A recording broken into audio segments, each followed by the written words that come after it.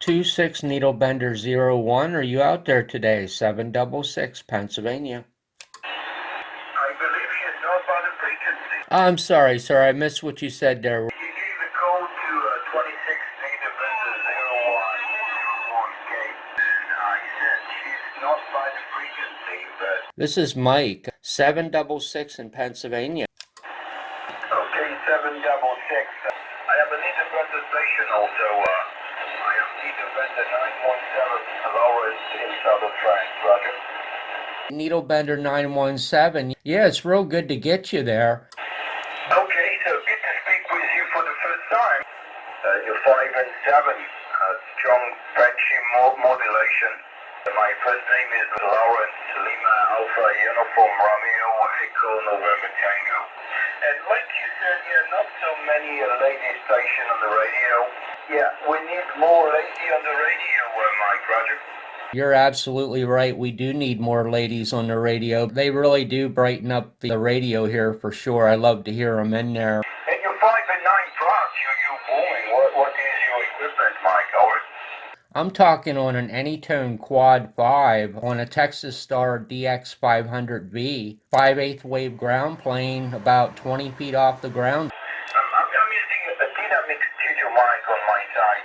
The radio is by Kenwood. It's the TS590. The output power is around 250 watts, between 200 and 300. I'm using a full lemon jaggy beam on the front side on the roof of a four-story building, Mike. It's definitely doing a good job for you there. Hello, thank you for watching. Today I'm going to do something really simple. I think this will go a long way to improve a pair of headphones. I have a pair of realistic Nova 10s made in Japan. I'm not sure what year these Nova 10s might have came out. Just to kind of share my memories of Radio Shack with you. Radio Shack had some very, very awesome headphones, and they had quite a few over their course of history. However, I don't think these Nova 10s were Radio Shack's best headphones. I bought these on eBay. Then when I got them, I put them on my Sansui. And I thought, man, this just doesn't sound anything like I expected. So I've tried these for DX and stuff. They sound very, very hollow, very muddy. So I think we can improve that by hopefully a landslide just by getting these headphones apart here. See what they did. They melted the plastic over these holes here. So I'm just trying to think what might be the best way to get these apart. What I might be able to do, I kind of hate to melt them with a soldering iron. I might be able to just grind these off flush with a Dremel tool and then pop it off. That would probably be the best way to try first. Now, as funny as it may be, I use my dog's nail grinder for virtually everything in electronics.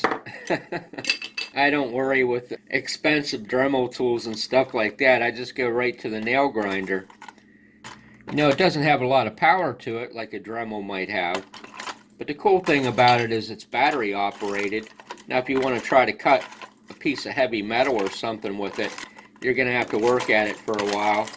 This is a little end mill here. So it's got teeth on the sides of it. Plus it's got an end mill cutter on the bottom of it.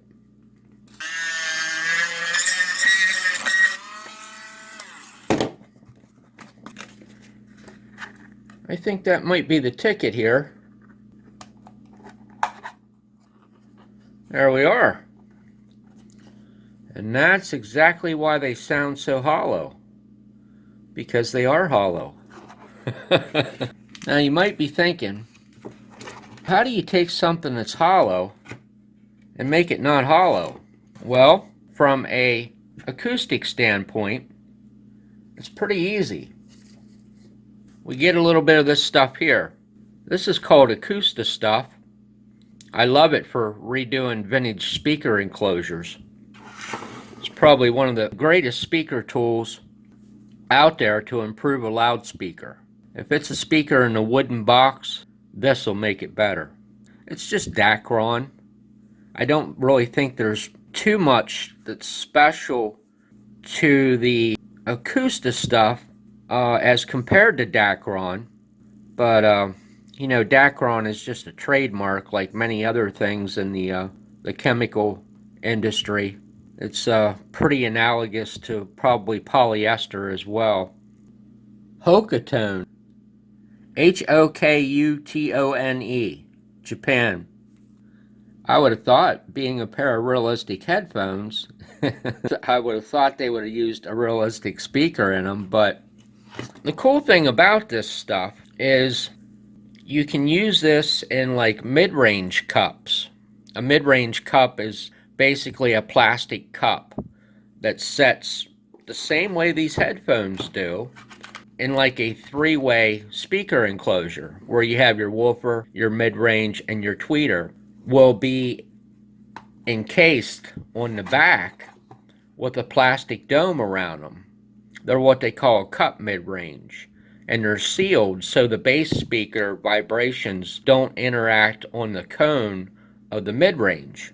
And you can use this acoustic stuff down in that little cup. When you pull the mid-range out, you just put a little acoustic stuff in and stick the mid-range driver back in, and it will clear up all types of muddy audio, things like boominess and standing waves and things like that in the enclosure.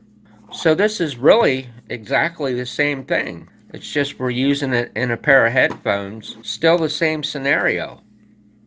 I would be very much willing to bet that if there's anyone out there that has a pair of headphones laying around their house, whether they really use them or not, I would venture to say the chances are pretty good that you would have a pair of realistic headphones, because boy, they sure did make a lot of them. What's your favorite headphones from Radio Shack? They had all different types. Some in the ear, over the ear, they had them all.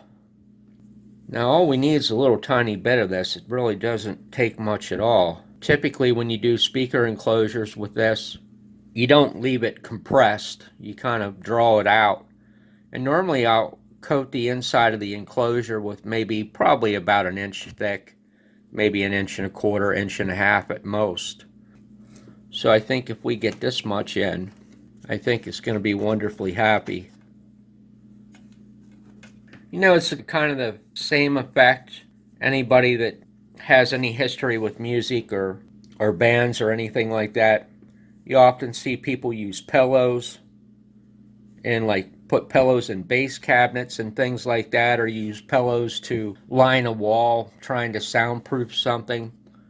And it's really the same concept. A lot of pillows have Dacron. I don't know if you'd get the same results from a feather pillow.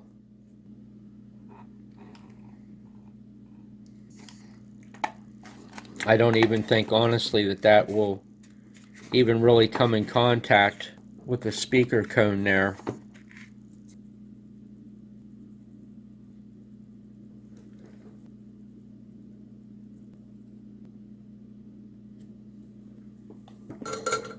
Just kind of weld them back together there a little bit. I don't really anticipate ever having to open these up again.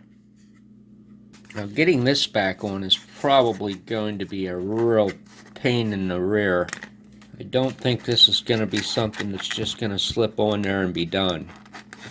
I don't want to tear it. Let's try this method. If it works for getting a tire back on the rim, it should work for this, because it's the same concept.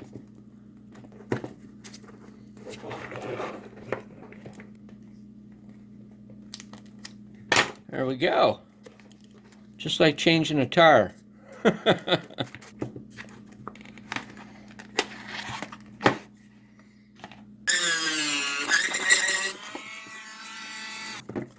You know, is it going to make them sound like a $200 pair of headphones? No. But you know, if it made them sound like a pair of $60 headphones, you see what I'm getting at? I don't know how much these would have sold for. I'll have to look these up and see if I can get the scoop on when these things were made. Actually, what you typically do when you do this, if you do this in a speaker enclosure, is you spray this with 3M adhesive, high-tack adhesive. And then if you want to do a real good job, what you do is you lay your acoustic stuff out, flatten it all out into a pancake, spray this with a light spray of 3M, and then spray the back of this with a light spray of 3M. And you can stick them together immediately if you use the good 3M high tack. And as soon as you stick this to that, it's never going to come off there in a million years.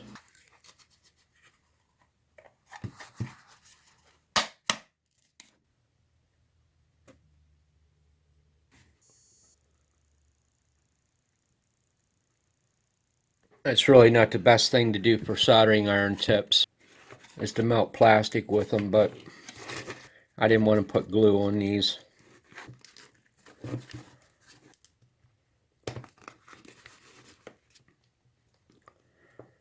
What I should have done was put this top on first, because I really can't get the screwdriver up there. There we go. Beautiful.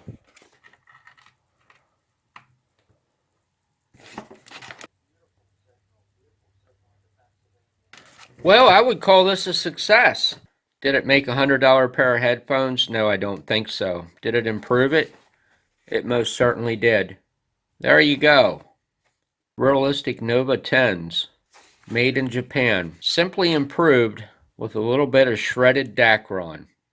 Appreciate you watching my video as always. Take care and have a great day.